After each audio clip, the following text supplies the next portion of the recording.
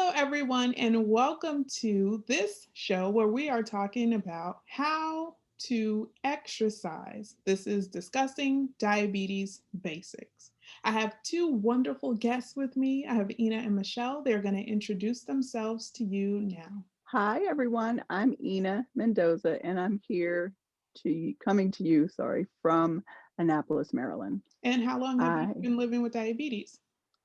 I've been living with diabetes for about 18 years. Hi everyone, my name is Michelle. I currently live in Virginia Beach, Virginia, but I am originally from the Caribbean. I always like to say born in Trinidad, raised in Grenada, but I now live in Virginia Beach, Virginia, and I have been living with diabetes for 16 plus years, diagnosed in 2005.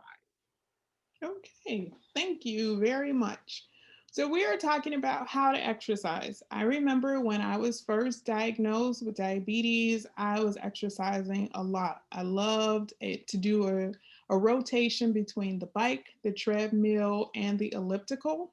And then when I was diagnosed with diabetes, I was trying to figure that out. I was working out 5 days a week, and I've been living with diabetes 9 years. And I have to say, I still have not gone back to working out 5 days a week because managing diabetes and exercise is oftentimes complicated.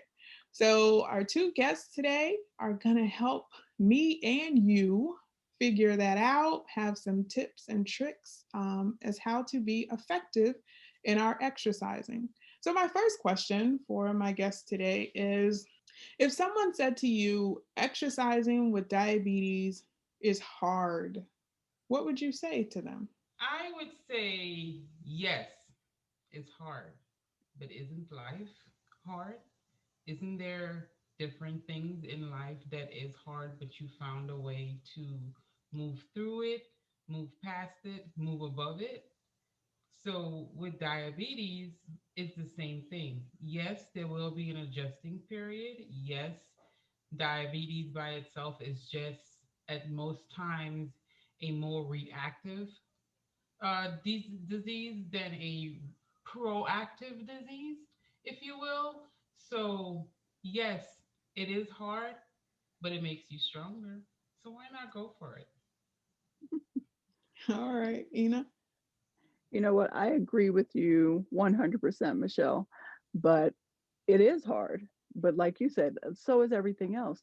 But it's not going to get any better if you just don't get up, get out, and get moving. So that's one of my biggest mottos: get up. Like it started for me just getting up because I wasn't exercising when I was diagnosed, but I found that my numbers were a lot better when I did. So it started off like literally just walking a block, maybe 2 blocks, then jogging 1 block. But I had to find something within myself to get motivated to get up and get out and Mhm. get moving. And once that happened, it just got better for me every day. And my numbers are much better managed. I have to say, the reason why I invited the two of you on this show is because the two of you inspire me so much. When I see you on social media, pictures of your kicks or pictures of you working out, I am inspired. Now, I'm not going to say every time I see you, I actually get up and do something, but you do inspire me for your consistency. I think that's anything. I may do something now and then, fall off the trail and then get back on it. And so, in those times when I'm looking for inspiration, I just have to say that the two of you do inspire me. One of the biggest adjustments that I had to make with exercising with diabetes was carrying all this stuff with me. So tell me, Yeah. before you work out, what does that look like? Are you checking your blood sugar? Are you taking your glucometer? Or do you, have a pump or what? Like, what does it look like before you work out? For me, being that I do not leave my house to work out, I'm pretty sure it's going to be completely different from a person who does. So, first, I have to say, even though I am a diabetic, diabetes does not come first in my life. And because of that mindset for me, it doesn't stop me from doing anything. So I wake up in the morning. I'm more of a morning workout person. I always feel like if I get it done then, I won't feel rushed or pressured to get it done at the end of the day. So I wake up in the morning. I look at my insulin pump because that's how I manage my diabetes. If it's telling me that I'm getting close to when it's time to calibrate, then I may check it. If I look at it and I see, oh, it's kind of low, low meaning it's under like 90, then I'll check just to make sure. If it's high, which is high for me, over 200, then I'm checking to make sure we're not there isn't a disconnect. So checking my levels before a workout doesn't always happen. It always kind of depends on where I am. So if I am low, then I'm going to come downstairs and I'm going to get some type of fruit into my system. Because, like I said, nothing is going to stop that workout from not happening. So I'm going to address that and then get to that workout. If nothing is needed, I get my pre-workout in, and I know you got a lot of people watch, but I do get hype before I go work out every morning with my pre-workout. That's what I do, and I go get it done. Okay, so for me, I check my blood sugar definitely before I leave the house, if I'm leaving the house for a workout. Nowadays, I'm not leaving the house too much, so I'm doing a lot of indoors cardio. But I always check it before I leave. And a lot of times I can tell if my blood sugar is low. Hmm. So I know, okay, let me definitely check it before I leave. I might need a little sugar burst, like some fruit or some orange juice. Yeah. But if my numbers are okay, then I'll proceed. But I never leave home or let's say go to my living room for a workout Hmm. without candy in my pocket. Okay. Always I have some hard candy in my pocket, some that melt really quickly and some that don't melt really quickly, like the real hard crunchy candy. And then some of my friends gave me some like tubes of gel that are different Hmm. flavors for when they do long distance runs, and I find I really like those. Now they're not necessarily easy to open if my blood sugar is low and I'm shaky, but I still have it just in case. And once my workout is over, again, I can usually tell if I'm feeling low, and I'll pop a candy in my mouth right away before I get back in my car or before I can get from the living room to the kitchen to check it. Okay, let's talk about these numbers. So I heard if it's under 90, I need to have fruit if it's under 90. And I heard if it's over 200, like what happens? What is that number that says I need to have a piece of fruit? And then if it's 200 or say 220, can you still work out or what happens? Can you walk me through that? I found that, of course, different workouts affect you differently, and diabetes affects each person differently. So, if if I wake up and I am 90 or below, and I know I'm getting ready to do a high intensity workout, which is a lot of cardio, then I know Yeah. I'm gonna need something additional in my system to at least bring me up and kind of keep me steady while I get through that workout. So I don't go low in the middle of that workout. But say I wake up at 90 and I'm going to do a lifting predominant workout, I'll just drink my pre workout because that also helps bring my numbers up, and just do that workout and proceed. I wouldn't necessarily have to bolus for it, which is, taking insulin or anything like that. So if I am high, then whatever workout I'm going to be doing is going to help bring that number down. So again, I won't bolus for anything. I may bolus for my pre-workout again because it does have carbs in it. And if I'm doing a lifting predominant workout, usually my levels go up before they come down. So, you kind of Mm, help it from ending up in the 300 range while I'm okay. working out type of situation. So that's how it works for me. So for me, my lows I would consider to be under 120, Mhm. maybe close to 100. If honestly, if I get below 100, I'm already going to start shaking. So Okay. 90, I'm shaking really bad. So before I work out, if I check my sugar level and it's below 120, immediately I know, okay, so for sure, make sure you have candy in your pockets. Make sure you have Like I even have like little mini fruit roll-ups. I'll have a small piece of fruit or maybe some orange juice, like one of those to bring my numbers up some. Because like you said, when you're working out, your numbers are going to come down. And I primarily do cardio and a little, and not enough actually weight training, but I primarily do cardio. So, like, I don't feel bad if I check my numbers and it's 175, then really I feel like, okay, I'm in a good situation. Then I probably won't need any sugar burst throughout my workout or right afterwards, because at that point, my numbers are probably going to be 120, maybe just below, and I'll feel great. So as you may or may not know, I'm a person that has done 45 Ks, and I did not let diabetes stop me, which I didn't think I would ever do any 5Ks, but here I was moving to a new country. I poorly trained, I have to admit, it was horrible. Like I failed in every possible way that a person can fail training for a 5K.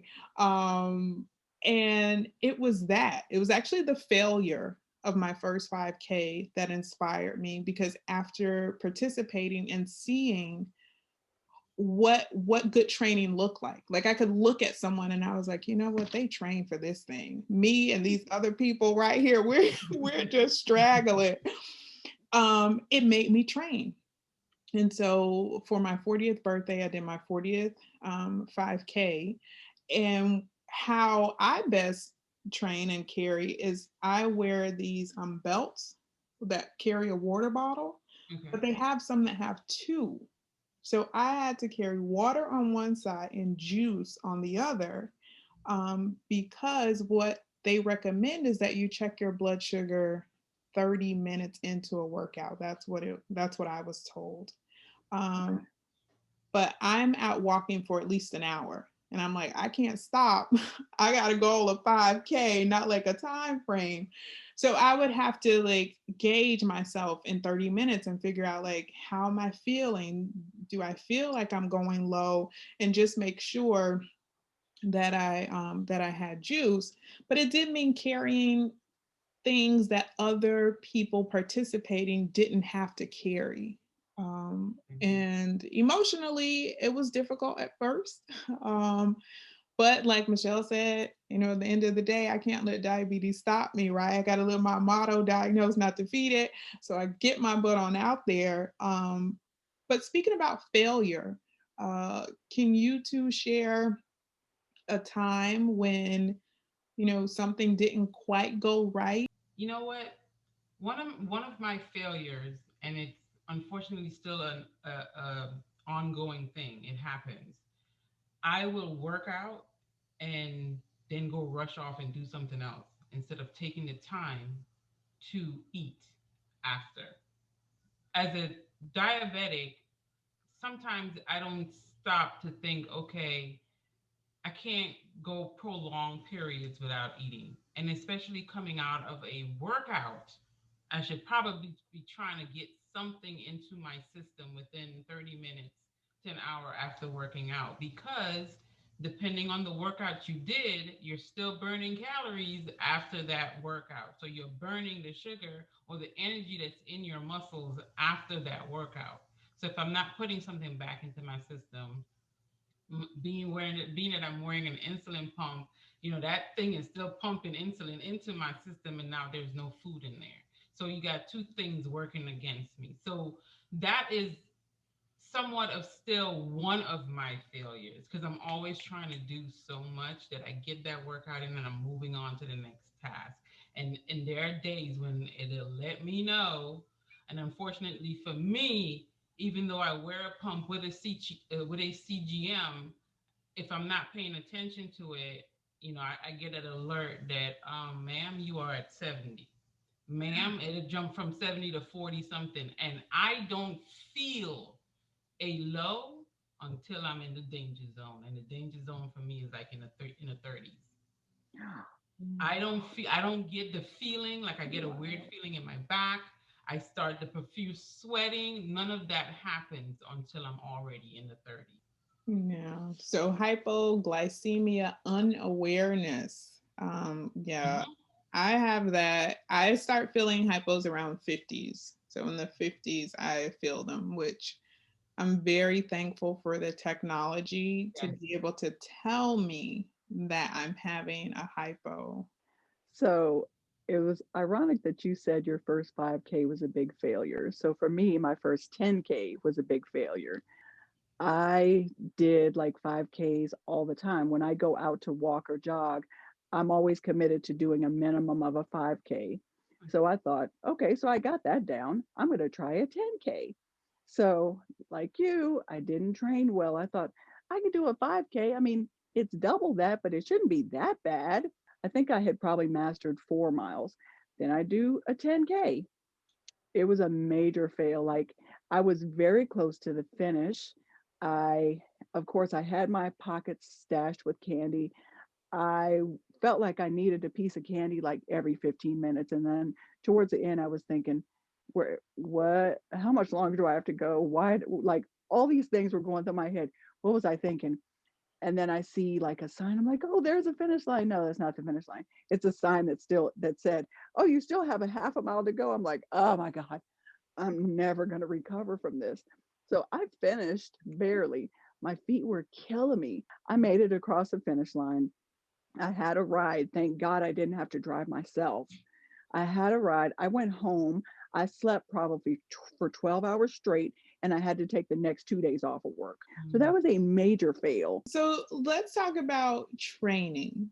If a person wants to exercise with diabetes and they're new to it, whatever the case may be, maybe they've had diabetes for a long time and they're just now starting to exercise, or maybe they have always been exercising, but now they're new to having diabetes.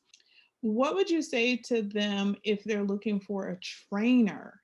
Um, is it important that their trainer at the gym know that they have diabetes, know anything about diabetes? Like, how relevant would you say that that is? I've never used a trainer, but I would say yes, it is relevant because you want that person that is helping you change your body to have all the information so that they're training you appropriately. So, what's your favorite kind of workout, Ina, and then Michelle? What's your favorite workout? So my favorite workout is cardio, only because for me, I feel like I see the results of the cardio.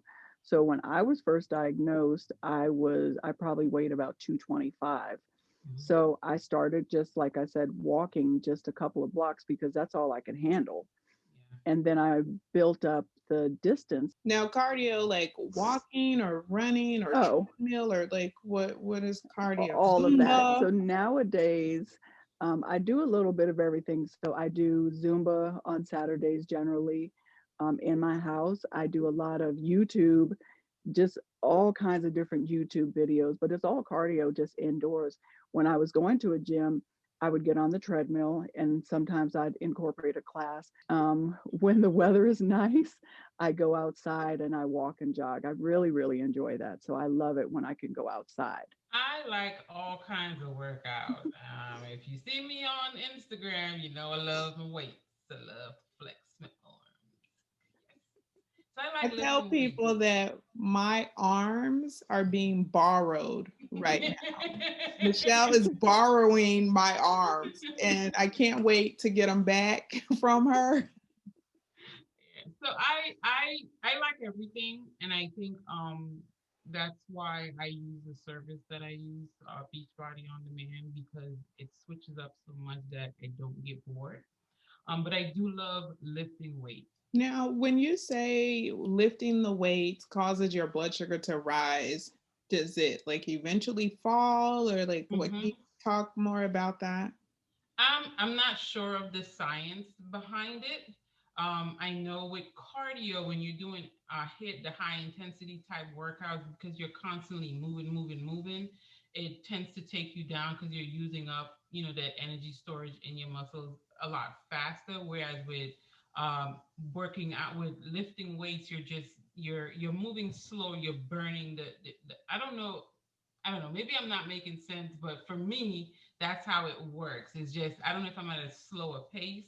My heart rate isn't getting up as high, with lifting weights. So being that I work out in the morning, maybe it's the dawn phenomenon that's happening. It's I'm not really sure if all of that is playing a role, but I know when I'm moving slower, and that's what you are with lifting weights a lot of times. I'm going up versus either staying steady or quickly dropping with the cardio. No, it makes absolute perfect sense. That was one thing I wanted to make sure that came out in this video on exercising with diabetes, is because I made a move 2 years ago from doing 5Ks to adding in strength training. Hmm. And my blood sugar started increasing, and I had no idea what was going on. And I didn't have anyone to explain that to me because my trainer was not someone who knew really anything about diabetes. So I quit. And then I started looking on YouTube and seeing these people, managing diabetes through strength training, and found out that, yeah, your blood sugar goes up. And I was like, why didn't anybody tell me this? I would not have quit doing that. So again, that's one of the things I wanted to make sure that people who are watching this video understand, that cardio does tend to bring blood sugar down, strength training tends to bring it up. But like you said, it will eventually go down. I was just like, something's going wrong. Let me just not get my arms and my legs. but but I'm going to try to get them. 2021 is a time for us, everybody, to do better in whatever was going on. It was a crazy year for everyone. And so I just want to give you the opportunity, my guests, to say any last things. Again, if someone is watching this video and they want to know about how to exercise effectively, successfully with diabetes, anything you would say to them as we come to a close? So for me, I'm a big proponent of everything in moderation. So just like I said, get up, get out, and get moving. That's how I got started. But in moderation, I literally did like 2 blocks to start out and 2 blocks back. And then I just built up from there. So everything in moderation. I will definitely agree with that. And it's one of the things that I think I tend to say a lot with my posts and videos, because I like the intensity. So I don't want people to feel that you have to start at my level. That's not how it works. You start where you're at. So if exercising for you, like Ina said, is 2 blocks to start off with, then that's what you start with. And eventually you'll start wanting more, or you'll start wanting Mhm. to test more, or you'll start wanting to push more. And that's when you start upping it up. So everything in moderation. You don't have to come out the gate and have it all together. I am 16 plus years in. Granted, I didn't start really working out with diabetes right away because I was just dealing with life and all of the other things that were happening at the time that I was diagnosed. But once I got back into working out heavily and that kind of stuff, I didn't feel like I had to be able to lift the heavy weights or run, because I used to run. I had to give that up, but I found a different way. So go into it with that mindset. If you get in there, you try. If you fail, you look at what caused the failures, and if it's something that could be fixed or changed or shifted, you take that and you go into the next day. And you take that and you go into the next day and you keep building on that. Try, fail, adjust. Okay, thank you for that. Try, failed, adjust, and everything in moderation. These are wise words from the women who inspire me to get out there. Matter of fact, after this video, I'm about to go do my 1 mile walk for today. So, thank you very much, everyone, for watching this segment of Discussing Diabetes Basics, where we talked about how to exercise successfully with diabetes. Stay tuned for the entire series. Come back and watch this one as many times as you like or need to, and do share, like, and subscribe. Have a great day. Thank you. Bye.